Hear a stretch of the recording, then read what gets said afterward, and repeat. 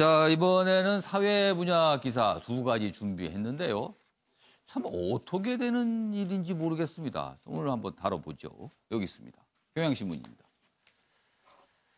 자, 버닝썬. 인터넷 공간에 툭 하면 뭐 검색어 상위에 오르는 단어입니다. 버닝썬.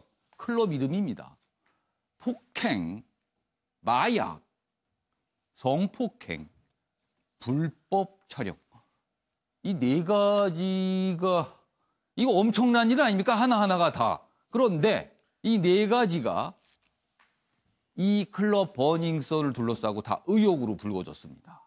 의혹 불붙은 클럽 버닝썬이다. 여기 보시죠.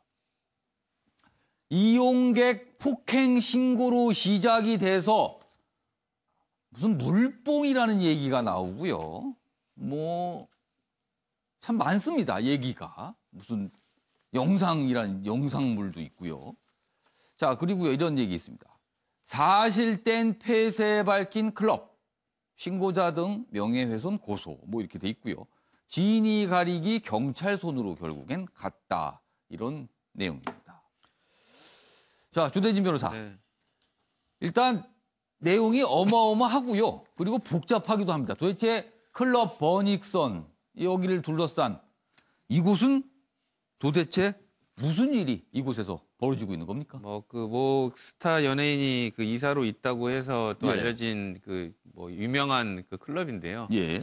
뭐 폭행이나 마약, 뭐 성폭행 등이 뭐 빈번하게 이뤄진다는 소문들은 있었습니다. 예. 소문들은 있었는데. 그러니까 의혹이었던 거죠. 그렇죠. 소문들은 있었는데 이번에 실제로 거기에 관련된 증거들이 많이 나타났고요. 그리고 이번에 이제 또 그 마약 말고도 소위 말하는 이제 예. 물뽕이라고 하죠. 속칭 그 예. GBH라는 물뽕이라는 성분을 사용해서 여성을 성폭행했다라는 그런 그 의혹도 나오고 있는 상황입니다. 예. 저는 이런 상황들이 자꾸 벌어지는 것에 관련해서 일단은 수사기관이 이런 첩보들을 많이 들었을 겁니다. 그런데 저도 이 비슷한 사건을 해보고 있지만 예. 일단은 마약 아니면 마약 정도 아니면 뭐 다 술 먹고 그럴 수 있지 않아? 뭐 이 정도의 인식을 좀 갖고 있는 부분들이 많은 것 같고요.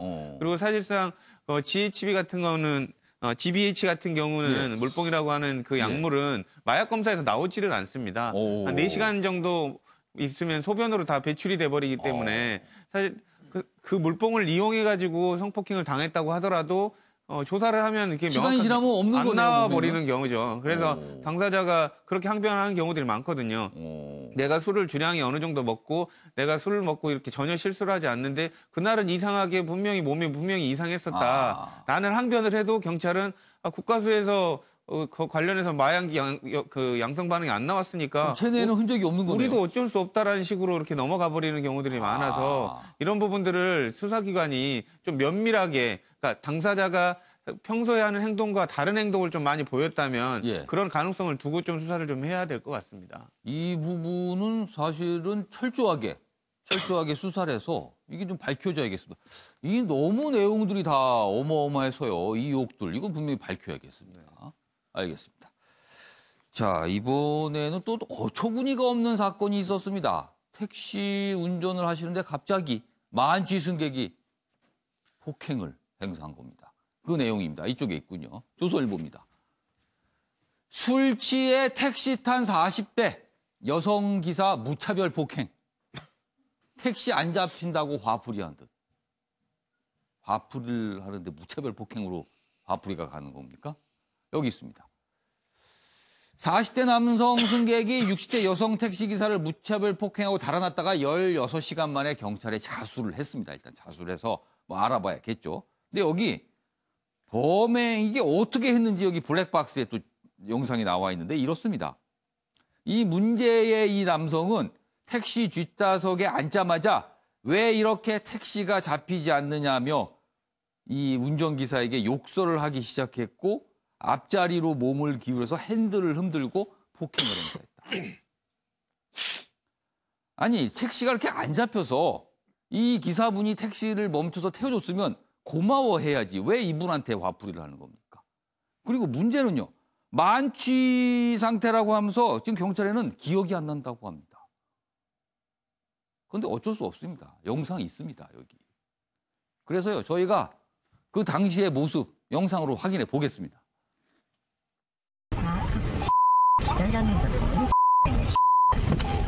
지금 하프리에 나한테 왔잖아요, 지금. 어?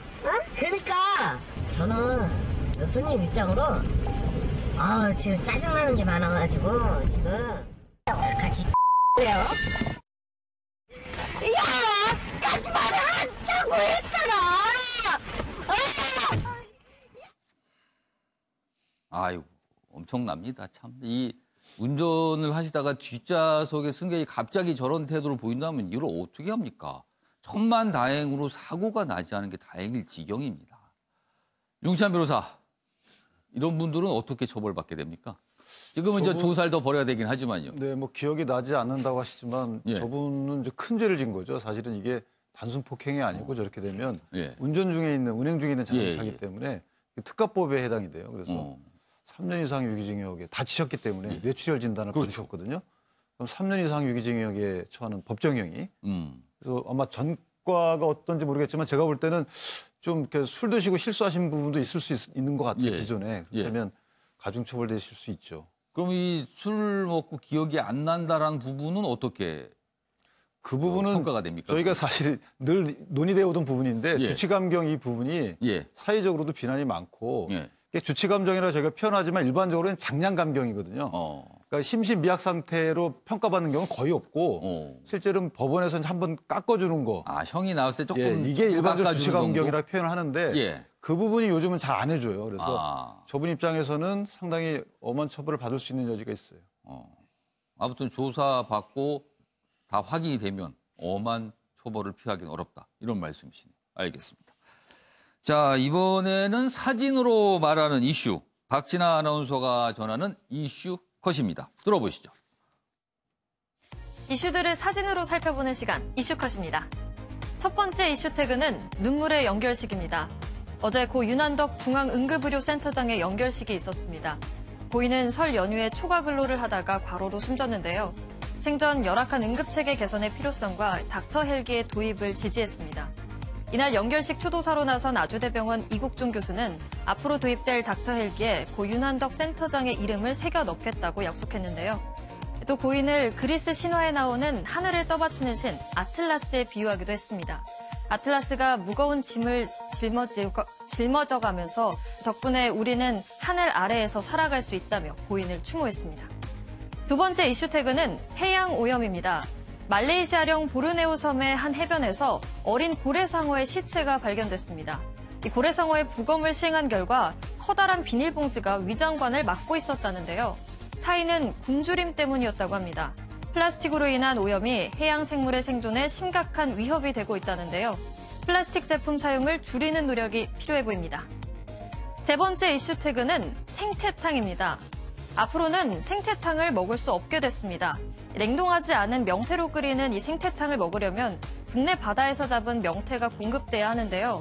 정부가 지난달 21일부터 어족 자원을 보호하려고 우리나라 바다에서 명태를 잡는 행위를 전면 금지했기 때문입니다. 이에 더불어 해양수산부는 그동안 해상에서 주로 해온 불법 어획 단속을 앞으론 육상에서도 실시하겠다고 밝혔습니다. 마지막 이슈 태그는 존재감 과시입니다. 달을 공전하는 중국 위성 롱장-2가 달의 뒷면에서 찍은 이미지를 공개했는데요. 이 이미지는 지난 4일에 촬영한 겁니다. 달과 지구의 모습이 담겨 있는데요.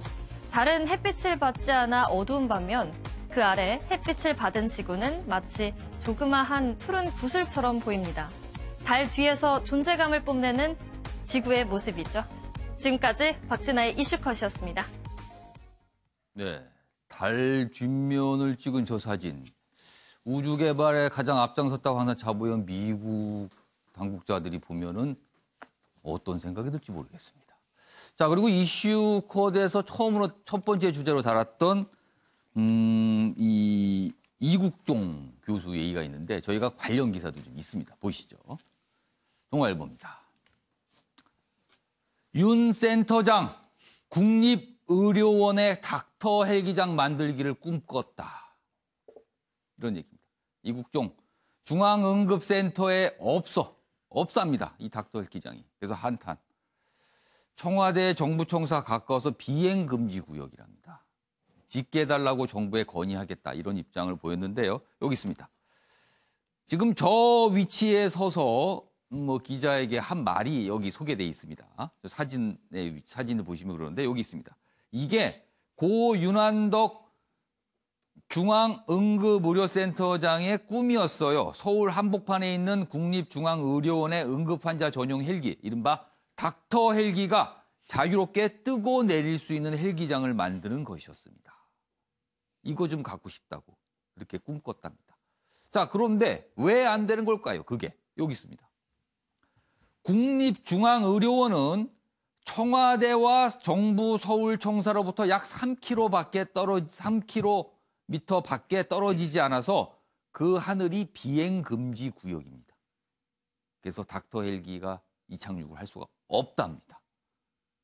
그런데요, 많은 선진국에 가보면 도심에 헬기가 뜨거든요. 그리고 응급환자 이송합니다. 근데 우리는 지금 어렵답니다. 자, 여기서 이국종 교수가 연결식에서 한 추도사가 있습니다. 영상으로 확인해 보겠습니다. 선생님과 함께 하늘에서 더욱더 많은 일을 하고자 합니다. 저희가 도입하는 응급의료 헬기 내에는 선생님의 비행복을 항상 준비할 것이며 기체 표면에는 선생님의 조난과 함께 콜사인인 아틀라스를 크게 박아놓을 것입니다. 저희와 함께 비행하실 것을 믿습니다. 창공에서 뵙도록 하겠습니다. 네, 조찬일 교수님. 자, 고인이 떠났지만 우리에게 이제 과제를 남겼거든요. 이런 어떻게 보면 당연하게 있어야 되는 거 아닌가. 그러나 현실적으로는 참 어려운 일이 돼버리고 말았습니다. 이 닥터 헬기가 이착륙할 수 있는 헬기장, 도심에 만들기가 참 어렵게 돼 있답니다. 우리나라 응급의료 예. 체계가 예. 다른 선진국에 비해서 많이 부족하다는 건 많이 알려져 있던 사실이거든요. 특히 이제 이국정 교수가 특히 이제 권역의료센터장으로서도 많은 어려움을 토로해 왔죠. 이국정 교수를 모르는 국민이 거의 없을 정도로 많은 국민들에게 인지가 돼 있는데 지금 나온 게 일단 그 닥터 헬기, 이른바 닥터 헬기가 뜰 공간이 없다라는 거 아니에요. 이착륙할 공간이. 이유는 보니까 이제 그 비행 금지 구역이라는 건데 이런 얘기가 나왔으니까 이번에 청와대도 그렇고 정부에서도 어떤 법률을 개정해서라든지 관련 법령이 있지 않겠어요? 이런 내용도 있다. 긴급할 그렇죠. 경우는 통보를 해서 운항이 가능한데 이런 전례가 없답니다. 전례가 없다라는 이유니까 아직 우리가 3만 1,000달러를 넘었다고 하면서 지난해 국민소득 1인당 아직도 저런 부분은 대단히 후진적이잖아요. 그러니까 이번을 계기로 해서 저런 부분들을 좀 개선해 나갈 필요가 있다고 생각합니다. 저렇게 간절하게 국민들이 원하고 또 윤한덕 센터장은 열악한 상황에서 자기 또 순직을 한 거 아니겠어요. 그러니까 청와대가 저런 부분들을 정부가 법령은 분명히 있으니까 보다 이제 선제적으로 좀 조치할 필요가 있다고 생각합니다. 꼭 필요한 거를 꼭 할 수 있게 해주는 거. 이게 규제 개혁이거든요. 이런 부분은 좀 어떻게 조치가 좀 빨리 있었으면 합니다. 사람의 생명과 관련된 내용입니다.